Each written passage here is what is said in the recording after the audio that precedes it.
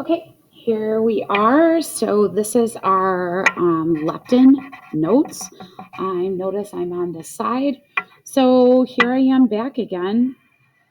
Okay, I've got, of course, this is um, my nucleus.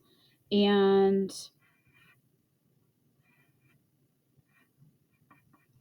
yep, you're right. I've got DNA again. This is in the nucleus of the cell.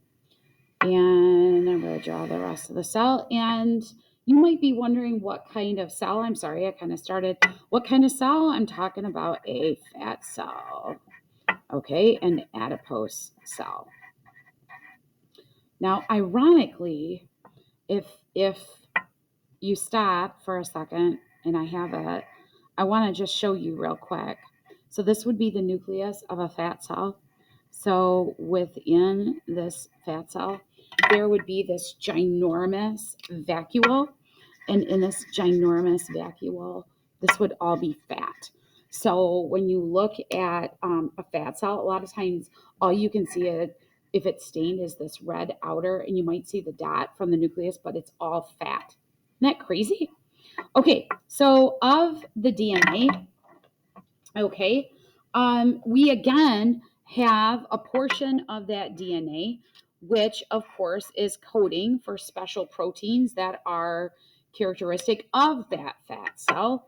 And of course, this is the segment of DNA is a gene, and this gene is coding for leptin, hormone leptin. And so I can't go out of the nucleus with the DNA. So, of course, I'm going to go from DNA and I'm going to make, yep, you guessed it, I'm going to make mRNA through a process called transcription, right? I'm going to rewrite it in my own way. And I'm going to head out into the cytoplasm with the message from the DNA. And I'm going to head out to the protein factories, which of course is the ribosome. And this is where I'm going to put together, of course.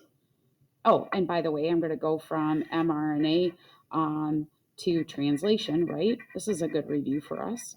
We're going to translate it into amino acid language. So I'm just going to use this for right now. This is a little bit different, just to show you that these are composed of amino acids, right?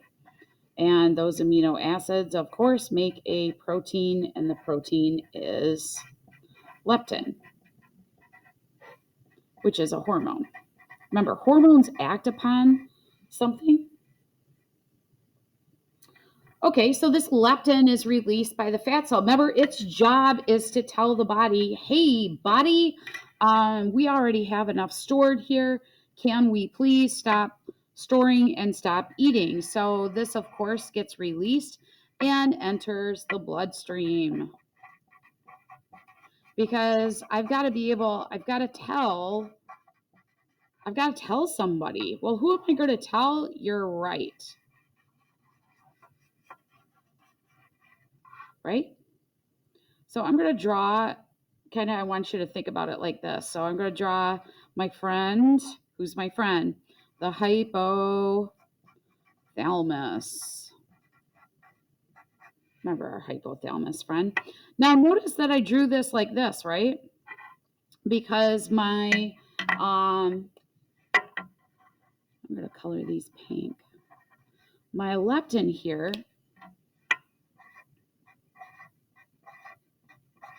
notice is round, right?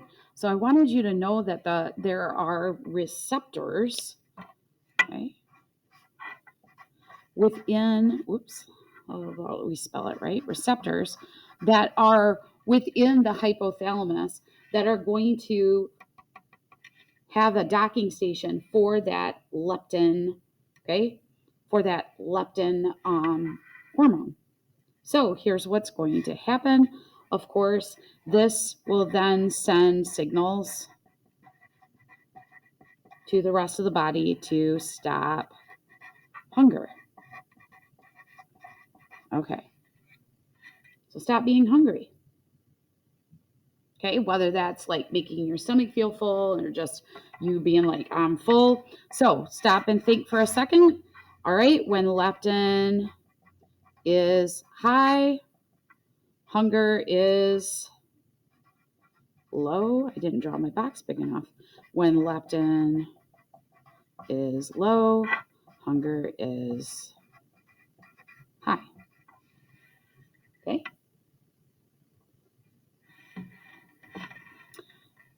Now, that would be great, right? That would be a great end of the story. A fantastic end to the story. Unfortunately, people are still overweight, right? So here's the key. We know that there is still a problem because in our rat friends, that when they are given a high fructose diet, they still gained weight. So there's something called leptin resistance. Okay, resist, like your body is resisting. So in leptin resistance, okay, body does not respond to leptin. Okay, so the receptor is not bonding. It's just not, the body is not responding to that leptin. And with that, you also can have something called insulin resistance. Now, wait a minute. You're like, wait a minute. I thought, why are we back to insulin again? Well, let's stop and think. Who's getting stored in the fat in the first place? Okay, so this is because of fat in the cell bloodstream. They can gum up the receptors for insulin. No insulin, no glucose can enter the cell. So we not only have something called leptin resistance, but you also can have something called insulin resistance, which when you stop and think about it, with type 2 diabetes, that makes sense that we have an overall combination of problems.